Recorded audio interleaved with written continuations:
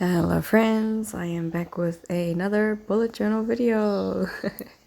So in all the time that I haven't been posting these bullet journal videos, I have actually been using a bullet journal, and this is a flip through of the year of 2022, and as you can see it's a bit of a bit of a mess, but I really have reached that point where I don't care about what goes on in my bullet journal. I think what you appreciate about a bullet journal in the first place is that you have the freedom to create and also the freedom to not create if you don't feel like it. And so this year had been one of those where I wrote heaps when I felt like it and also not so much if I didn't feel like it. But there was a few points where I felt very creative, and I enjoyed the month in particular where I drew the highlights of each day. That was a good practice for my creativity. I think bullet journaling is still something that I am enjoying continuing to do. And so here we are setting up a brand new journal. This is the first time I'm using a Leuchtturm bullet journal. I've seen it all over people's bullet journal videos on YouTube, all over YouTube, and this beautiful blue, I found it in a art shop in Hastings when I went down there this November. This little quote that it has, I really agree with it. Writing by hand is thinking on paper, thoughts go into words, sentences and pictures. We write and understand, learn, see and think with the hand. Yes, and so this is me trying to keep my hands busy with this bullet journal setup. So, this is something I haven't seen before, an index pages. Well, I have used one in my very initial bullet journaling stages, but yeah, what I usually do when I'm setting up a brand new bullet journal is to have a title page and a calendar, like a yearly calendar spread, just so I can keep track of my friends and family's birthdays. And yeah, I am just referring to the one that I used last year, and the last year's layout worked perfectly fine for me, so I'm just going to be copying and pasting pretty much. This little stamp set that I got was probably inspired by my biggest bullet journal inspo. She's my bullet, my life in a bullet, Christina.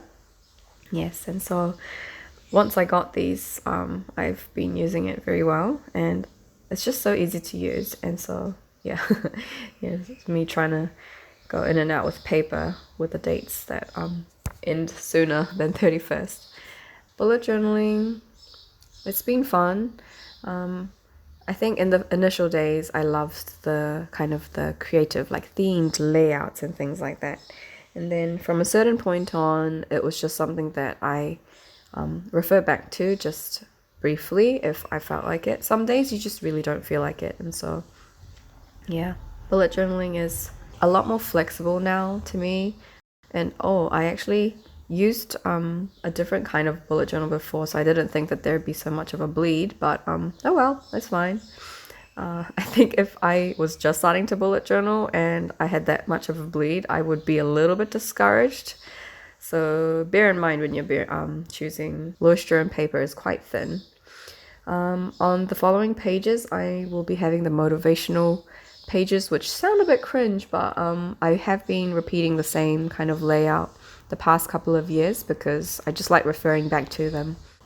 So I have this favorite Korean YouTuber. Her name is Eon, and there's one of these videos that really stood out to me, and I like to write the bullet points from that video. It's in Korean, so basically it's saying 행동의 기준을 내가 만족할 수 있는 것에 두기.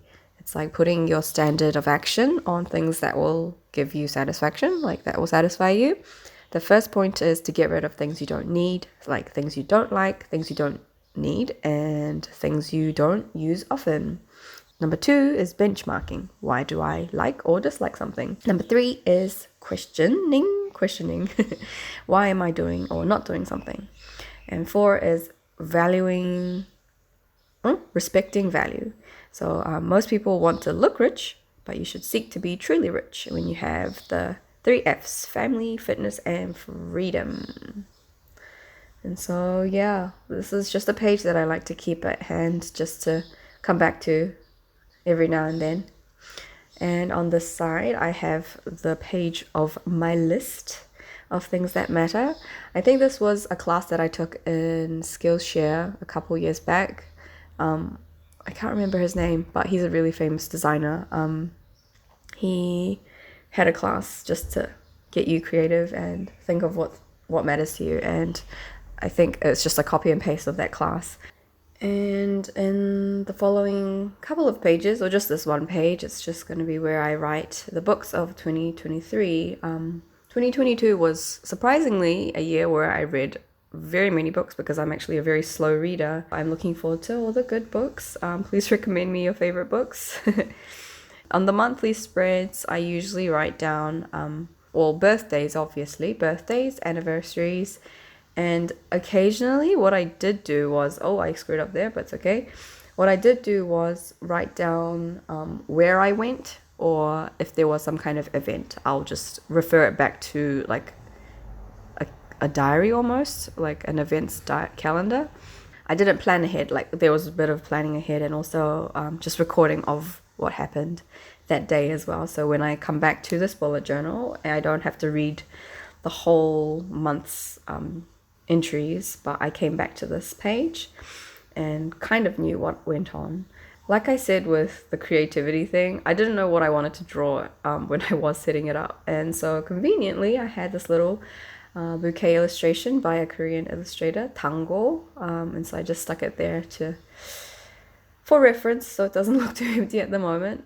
Yeah, making use of my calendar stamps. I am setting up the very first of the weekly spread.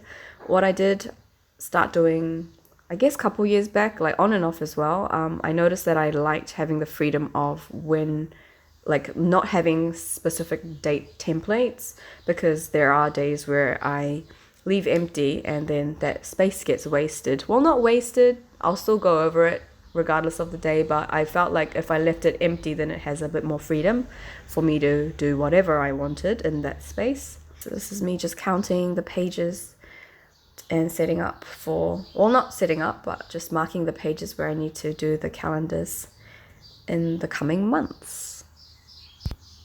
So after I stuck down all those markers for the months, I found that I had heaps of pages at the end, which could just be my miscalculation, but also it's just giving me a lot more space to be creative at the back, which is great, I think. And yes, this is the flip through of my 2023 bullet journal. Nice and simple, unlike some of the bullet journals that you may see on YouTube. But this is just an example to show you that bullet journaling can be just something simple and just however you want to use it. And yes, that's me looking forward to using this bullet journal this year, and I hope you have fun setting up yours too. Bye.